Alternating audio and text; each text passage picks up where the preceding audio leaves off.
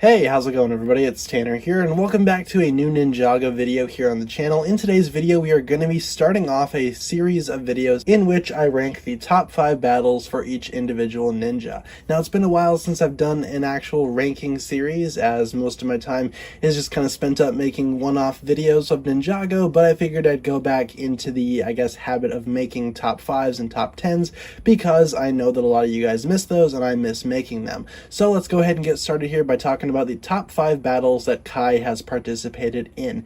Now, a few ground rules before we actually get started here. For one, I will be talking about basically one-on-one battles. If there are a few more characters present in the battle, then that does count as well, but I'm not going to be counting, for example, the final battle of Season 5, even though Kai had a part in that. It was not his battle, if that makes sense. These are only fights that Kai himself has, the lead role in, and if he has another ally attached to him, then that's fine as well. And for another thing, this is just my own opinion. These are not all of the battles that Kai has participated in. These are just my personal top 5 favorites, and I will be explaining each one in great detail as we go through them. So please don't get too bent out of shape about this. This isn't going to be all that serious of a video, and I hope you guys do enjoy. So let's go ahead and get started here by talking about the number 5 entry. So starting things off at the number 5 spot, we have Kai and Kai versus Garmadon and Garmadon. Now this actually does come from Season 2 of Ninjago, in which the ninja travel back in time and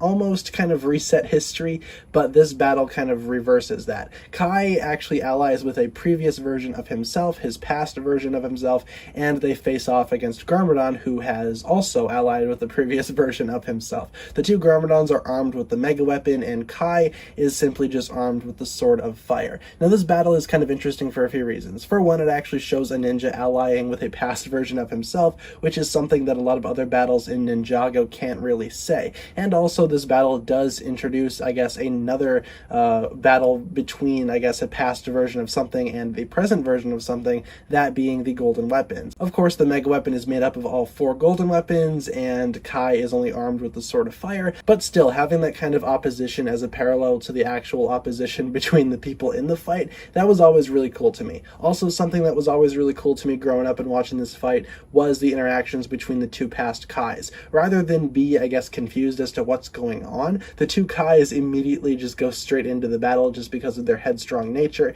and they immediately ally themselves with one another. I feel like that's a really good and accurate representation of Kai's character, and especially considering how this battle plays out, I think this battle does a great job in representing both of the Kai's characters as well as both of the Garmadon's characters, but Kai definitely has the upper hand here in terms of character development. Next up on the list, we have Kai and Lloyd versus Moro. This fight comes from one of the finales of one of the episodes in Season 5, in which the ninja and Moro are just returning from the Cloud Kingdom, and Moro has the Sword of Sanctuary, and Kai's job is to go ahead and try to take it back. Kai starts off the battle by attacking Moro, who is still in possession of Lloyd's body, directly, until later on in the battle when Lloyd suddenly helps out. Lloyd is able to go ahead and hold off Moro for a little bit, allowing Kai to go ahead and steal the Sword of Sanctuary, but it wasn't, a complete victory for Kai and Lloyd, as Lloyd kind of went down with Moro as soon as the boat kind of went off the mountain. Kai escaped back to the Destiny's Bounty with the Sword of Sanctuary, using air jutsu to get free, but Lloyd himself kind of plummeted down to the greatest depths of the mountain.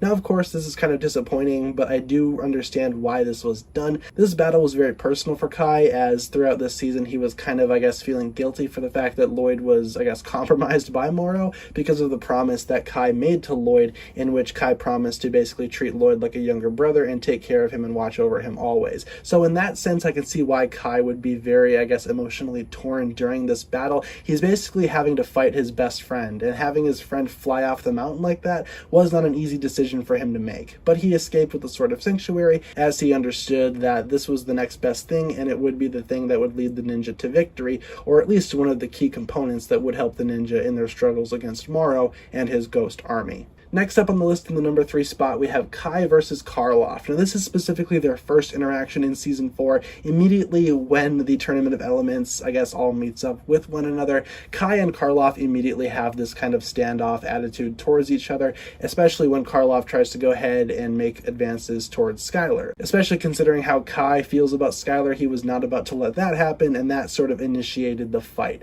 So Karloff obviously was really snarky and just overall really sarcastic towards towards Kai, and of course that would trigger Kai's emotional, like, hot-headed attitude, and therefore the fight broke out. Now this fight was one of the first instances that we saw in the Tournament of Elements saga of two elemental masters fighting off against each other, and I feel like this battle was really well done. Kai, of course, with his fire is always really awesome to see, and Karloff with his metal is the first time we've seen him in the series using those moves. So it was a really unique fight, and for the time it was a really interesting battle to watch. Of course, like all battles between Kai and a different elemental user, or anyone for that matter, his emotions were fully in control here, and you could definitely tell. But it was really cool seeing the different moves that Kai had learned in between seasons 3 and 4, and again with all of the emotional stuff going on between Kai's character and everyone else in the ninja team, I could see why this fight would kind of leave more of an impact as opposed to other fights at the beginnings of other seasons. But overall, I thought this fight was really well done, and that's why it's in the number 3 spot. Next up in number 2, we have Kai versus Ash. So Kai is the master of fire,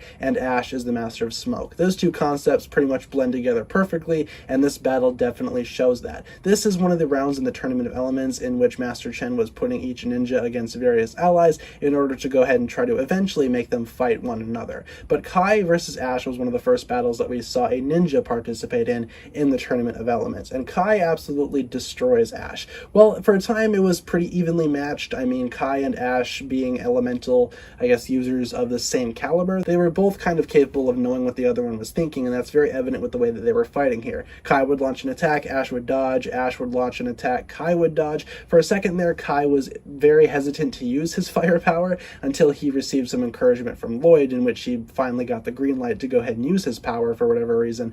But after Kai unleashed the fire, it was pretty much all over for Ash. The final struggle in this battle actually ended with Kai receiving the Jade Blade and Ash being eliminated from the tournament. But it still went ahead to show that Kai is more than capable of putting up a fight towards any elemental user. First his battle with Karloff, and now his battle with Ash. It's very clear that Kai is capable of fighting even those that are similar in power set to him. And lastly, in the number 1 spot, we have Kai versus Rei. Now this battle is easily my favorite battle that Kai has ever participated in, and it's clear to see why. So after Kai goes ahead and puts 2 and 2 together and realizes that his parents are still alive and potentially working with the Vermilion Warriors, he absolutely loses it, especially when he sees his dad kind of caught in the act of making something. Kai is convinced that his father is a traitor, and using the blade designed by his father, he goes ahead and makes his attack on the very person that gave him life.